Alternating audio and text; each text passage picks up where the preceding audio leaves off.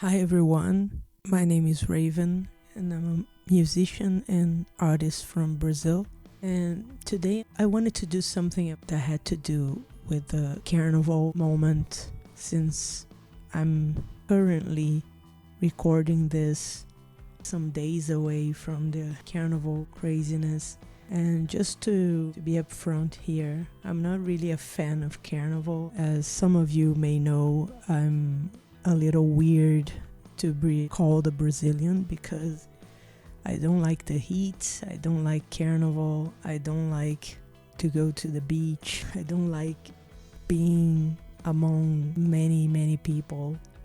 I like cold, I like snow, I like winter, I like rain.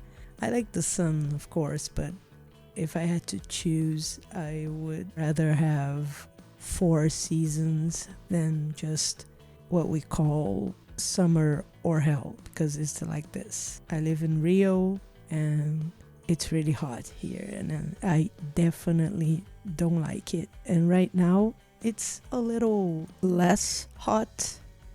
It was worse some days ago, but still hot for me, still too hot for me. I would rather not have to live in this kind of weather. Anyway, going back to the Carnival thing, I wanted to do something about it since we are getting into it. And there is something I got out of it, I mean artistically at least. And that's the time I wrote my first feature film script. If you've been following the podcast, you already know that I studied screenwriting in a film school and that I had already written some scripts. This was the first one I wrote, then I rewrote, then I rewrote, then I rewrote. If you're curious about the background of this story, just go to the last episode and you will understand a little bit about this. Anyway, so this was my first script. And if I don't like Carnival, why would I write a script about Carnival? Like, the story happens during Carnival season. Why would I do that? Well, that's an interesting story because I was in film school back then. This was the script that we had to write if we wanted to finish and get a degree. So I had no real idea of what I was going to write about. And I was kind of getting nervous about this because it was getting more and more into the year and I hadn't started writing anything. I didn't know about what I was going to write.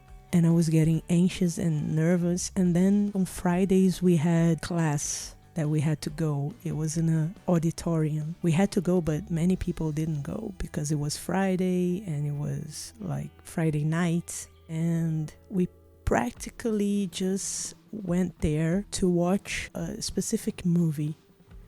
But then after the movie, before and after the movie, the teacher would give his class. So talk about the movie, why the movie is good, why what happens. Like we talked about the director, the choices that is made, or the script. So it was interesting, but unfortunately it was Friday night and many people, even myself once and twice, didn't go. But this time I wanted to go because I liked that teacher. I liked him and he's a famous director here in Brazil. So I wanted to watch his class and he was going to play one of his movies. I think it's one of his most famous movies. His name is Walter Lima Jr. and the movie's title is Lira do Delírio in Portuguese. And I just saw that there's a name in English too. It's Lyre of Delight. Lyre is an instrument. The Lyre of Delight. And it was filmed in 1978. So we were supposed to watch this movie.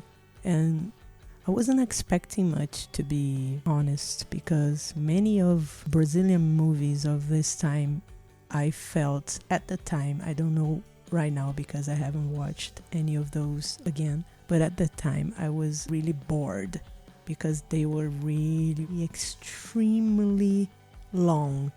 The scenes would take forever and no one would speak. And I know it's not only Brazilian movies that would be like that. I adore Bergman cinema, like Bergman's movies, and they are really slow and long. But I have to be honest that I also have a hard time watching those. But since now we can watch it at home, then for me it's better because if I'm falling asleep, I can just stop, take a moment, get up, get a glass of water or something, and then go back to it. But anyway, being in a movie theater is not like that, so you can't pause it. You have to watch everything.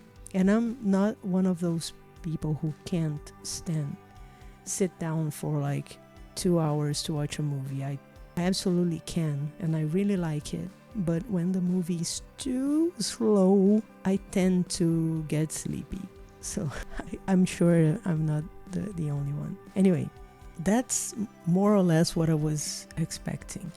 But when I started watching the movie, and before the movie, Walter Lima Jr. was there, the director, teaching us a little bit about a direction, and then he spoke how he came up with that idea, and that he just had this idea of just grabbing a camera, and he had some actor friends, so he just spoke to them about that idea, and then he just asked if they were interested in participating. It was kind of an experiment, if I'm remembering it correctly, and the actors were up for it. They were all excited to be a part of this experiment with him. So he was gonna go to Niterói, which is a city really near Rio. It's like less than an hour from here. It's like really close by. So they were gonna go to Niterói. I don't remember why exactly it was Niterói, but maybe it was because there were way less people than in Rio during Carnival, because the experiment is to make a movie non-stop, like get a camera and start acting in the middle of the streets, and he would go after them. And I think I'm remembering right now that it was mostly improvisational, because I remember now that he said that he didn't have a script, just had an idea, and he spoke to the actors, and the actors were all excited. Maybe I'm remembering this incorrectly, but that's what stayed with me, and that's what made me want to write my own script about Carnival. I was in love with this idea of just let's get everyone, and I have a bigger story, I have a theme, I have a story about the characters, and I just want to go grab each actor that I want to work with and then tell them which character they are, and the rest is with them. Then I just tell them what they're gonna do, like their arc, the character's arc, and they go from there. I really love this idea. I always wanted to be a director and just talk to the actors like that. I really love this idea, like be free, just stay more or less inside the idea that I gave you. And the end is this. So I don't care what you do during the middle. I just care that you get to this point in the end. And I think this is incredible. I love this idea because I love seeing people's creativity work. Like, I would probably think of a specific story, of a specific way for the character to get to that point. But then you get to watch actors think something different, and when they are with each other, they are thinking something in one's head and the other is thinking another thing, and they interact, and the moment they interact with each other, it becomes something else, because they're not expecting that, because how can they know? They don't know, they don't have a script. So this is incredible. I love this. So I love this movie. The movie's chaos, and this is what's beautiful about this, because it's the embodiment of Carnival. Like, I don't mean just here in Rio or in Brazil, because I've been to Carnival in Germany and Venice, and it was really crazy too. People get crazy. Not as crazy as here, but they get crazy. So it's this chaotic feeling. Yeah, because Carnival season is for that. I don't remember the exact history, but I remember it was something about having a day to just get crazy, because the whole year you have to be responsible, be good, be nice and everything, and then you have this one day during the whole year that you could just be yourself, be crazy, be whatever you want. I'm not a historian, and I'm not gonna pretend that I researched this. It's just things that we Brazilians learn when we are in school. Anyway, so I was watching that movie, and each moment, I think if I watched that movie without the introduction of Walter Lima Jr. saying how he thought about it, what happened, like little parts of the creative process that he went through, he and the actors, I don't think I was gonna enjoy that movie that much. Maybe I would enjoy the movie, but not that much. I really got into that movie in a way that I seldom do or have done in my life. It was kind of like I was inside the movie, like I was really there with the characters. And I have a really soft spot for that movie till this day. It was filmed in 1978, so it was a long time ago, and Carnival was already crazy, but not nearly as much as it is right now. Way less people, especially in Niterói, but they were able to do that. And if I'm not mistaken, they had only a few days for this. I don't remember if it had to be during Carnival, so you just have those specific days, or if they had a budget or something, maybe both, I don't know. I just remember being in that movie theater and being completely swallowed by that story. And once the film finished, lights were on, and he came back to give us the rest of the class. And I just remember being extremely in awe of that person. He was a really good teacher and really nice person, it seems so to me. So I liked watching his classes, even though some of my peers didn't like that much. I think it was maybe too philosophical for them, and I love that, because there was another class that was called Cinema and Philosophy that not many people liked. It was extremely incredible this time that I went to film school. I really loved that time. I cherished that time, and it really made me a new person. I can say that with absolute certainty. Anyway, so I got out of there when the class finished with my story in my head.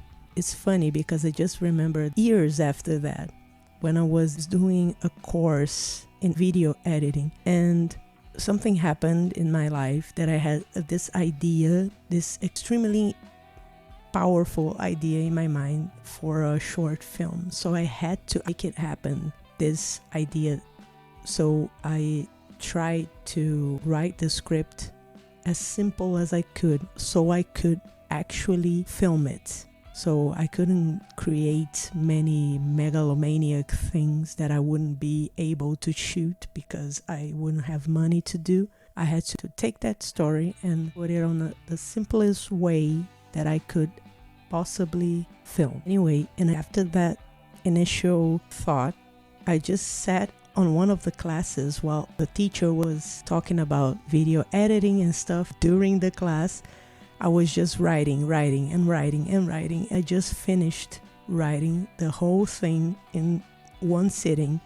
And then my friend, I told her about that, and she was like, oh, so that is when I looked at you were like writing. Yes. Anyway, this moment with Walter Lima Jr. reminded me of this other moment years later when I just sat in the middle of the video editing class and just wrote the whole script for a short film. I think it was the last script that I wrote, and it was like 2019, 18 or 19. I think it's 19. So it wasn't that long ago. Anyway, I really liked that, but I couldn't make it happen, even though it was simple. So after that class, just like this small story that I just told you about the short film script, I was sure I finally had a story for my feature film script that I had to write for film school. And I knew I wanted to do something like that. Not exactly like Walter Lima Jr. because he already did something incredible. And I didn't want to copy him. That wasn't what I was after. But I sure did get a lot of inspiration from him, especially the Carnival season thing. I loved the theme, chaos, but I didn't want to focus specifically on the characters like he did. I wanted to write a script about Rio, and then the characters would tell you more about the many facets of Rio. And what better moment to capture that than Carnival season? So that's what I wanted to make. And from that, it was really easy to get the whole story. I really had so much fun creating characters. There were like 5 main characters. And then I remember watching Crash. I think it was Crash. I think it's Crash. If it's not, and someone is watching this and know the name of the movie and it's not Crash, please correct me in the comments below, please. But I think it's Crash. It was the movie about Los Angeles, and then they had some characters. It wasn't one character, it was maybe 4 or 5, and Sandra Bullock was in it. Anyway, I remember analyzing that movie because I wanted to do something similar but about Rio instead. And then I had a really good time getting to know these characters. I spent a lot of time with these characters. I had to write the whole thing in less than 6 months. I didn't have that much time. But later, my cousin were interested in it during a period of time, so I rewrote it many times, and I spoke to him, and I had other ideas, and the characters were growing and developing, and I was trying to adapt the movie to something less megalomaniacal so I could make it happen with my cousin. My cousin is a photographer.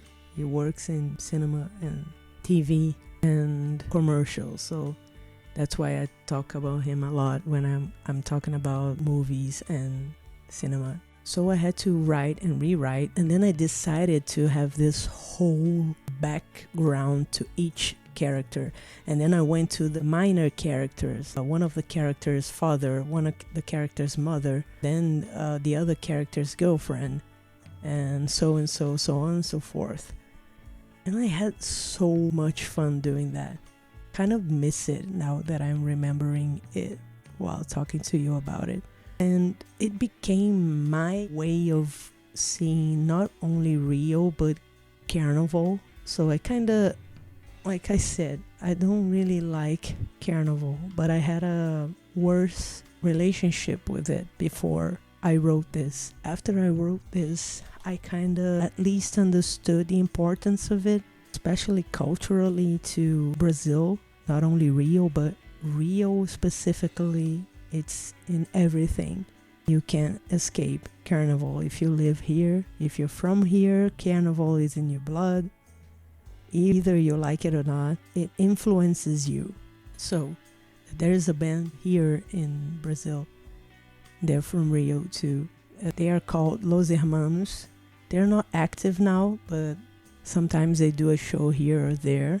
They have this record that is called Bloco do Eu Sozinho, which is the second record that they released in 2001, and it's my all-time favorite of them, and it's all about Carnival. So I had this idea that those songs could be, in a way, part of the movie, like at least during a scene or so. And after I thought about that, then I remember many songs about Carnival that I wanted it to be a part of the movie soundtracks. I was already watching it in my head like it was a movie. It was not only a script. I don't know when it started, but then music became the first thing. It started with Carnival. Of course, it's intrinsic. It's music and Carnival. Both are one and the same. But it wasn't exactly that. It started with music about Carnival, but then it went other ways. And suddenly, not that my script became a musical, because I don't really enjoy musicals, so I wouldn't do that. But it became a film about music too. The story specifically was not about music, but music permeated the whole movie. And I didn't even notice. It was just naturally coming to my head. And more music was playing a part of it. Be it a character mumbling a song, or someone listening on the radio, or marching band playing somewhere during Carnival, there had to be those songs sprinkled all over the script. And it became really interesting. And after writing and rewriting it, I get to this thing that it was about Carnival, about Rio, about music, and about those characters that I was already in love with. Then it became a real thing that I really am proud of.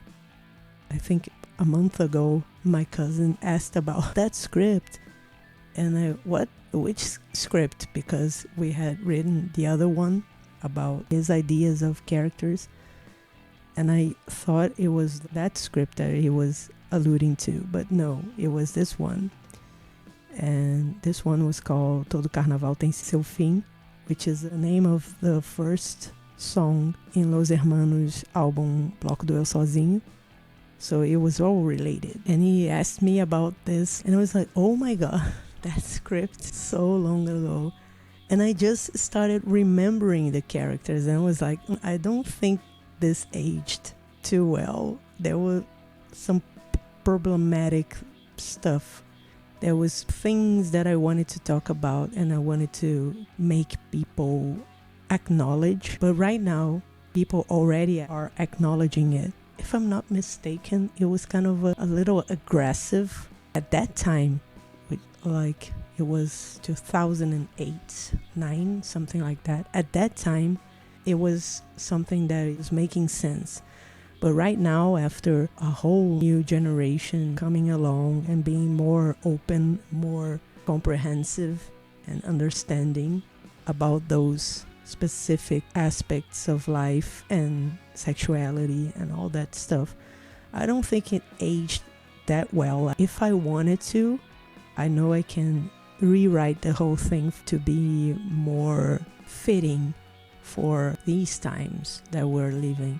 But I don't really like to go back to old work. I seldom do so. Sometimes it's worth it. But I think that part of my life was there, and I'm proud of it, even though it's only on paper. But I think it helped me with everything, especially writing, especially rewriting and thinking about art and imagining and having ideas and falling in love with ideas, like David Lynch would say. It helped me a lot and helped me open my mind to embrace every part of art. You know, I was trying to write a script, and then it became something more. It became something philosophical for me. It became something musical.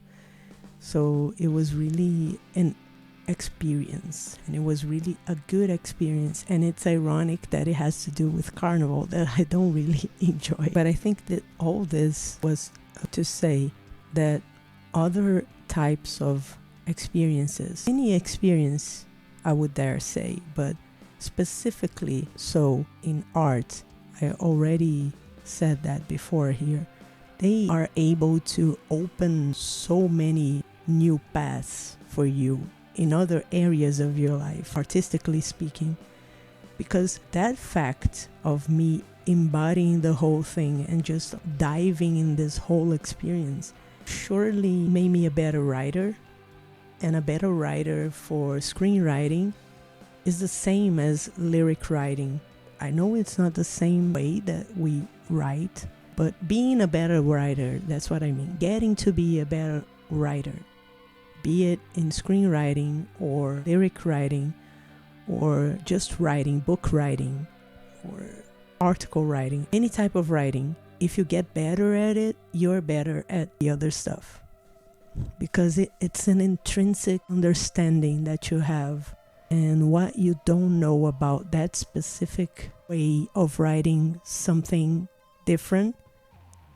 I mean, like I said, when I talked about film school, that I would start writing scripts and the teacher would tell me and the other peers that we were being too literary, and I didn't know what that was about. And so I had to learn how to write a screenplay well. And this is a whole different thing than writing lyrics, for example. But diving so deep into this whole experience opened up many paths of creativity for me. So I was just thinking that lyric writing was this thing. But why can't I do this? Why can't I write about this? Why can't I create characters and talk through them, like through their voices? I know this is kind of usual for many singers and songwriters. I know that they create characters or they talk through characters, but to me, it wasn't a real thing. For me, at that time, I thought they were just lying, that they were saying what they wanted to say, something that happened to them, but they were just trying to be coy and say, no, it's a character. And I still believe that some of them do that. We'll never know. But now I understand what it is to create a character so you can speak about something that you yourself haven't exactly experienced, but you know the feeling, like David Lynch said, you know the feeling. So you know the feeling of something, so you can write about that even though you haven't been through it. Because you know people that have been through it, or you saw people going through that. So this experience really helped me with that, because I will really dive into that experience and really understand the characters like they were real and they would speak to me. That was something that I thought it was crazy when people would say, like writers would say, no, characters, they have their own minds, they do whatever they want. And I was like, oh my god, are you crazy? Like, you're the one writing it. How can you say that characters want whatever they want and I have to do it? You're writing that. But now I get it. After I've been through that, I get it. After a while, the characters just don't care about you. They want to do whatever they want, and you just want to do whatever they want. And to not do whatever they want is painful. I remember really having a bad time making some of the decisions I had to make about some of the characters. One of the characters, I knew they would die in the end, and this actually made me want to cry after a while. So I was so intensely close to the character already. And I find this incredible. You can just create some people out of nowhere that you are so attached to, so I understand when writers say that they have a hard time finishing their novels or their trilogies or something, like George R.R. Martin. I understand psychologically what's happening to him. So that's my story. I hope you had fun listening to that story, and I hope you get something out of it, at least some creative inspiration. That's what I hope. Thank you for staying all the way to the end, for being here with me, listening to me talk about art. I'm pretty grateful for you. So if you want to share with me some of your stories about art and in your path into art or through art, whatever medium it is, it doesn't have to be cinema or TV or music. I'm pretty curious about other people's creative progress and creative process. So feel free to share in the comments, and I'll be sure to answer each one of the comments. So, well, if you enjoyed this episode, please leave a like. It really helps us here. And consider subscribing to the channel if you like this kind of conversation. Also, we have a Ko-Fi link here in the description. If you feel like donating to the podcast, feel free to do so, and I will really appreciate it. Thank you in advance for it. And if you want to listen to my songs or to get to know my music, the link is in the description too. Anyway, I think that's all there is to know about my art for that moment. So I thank you again, and I see you in the next video.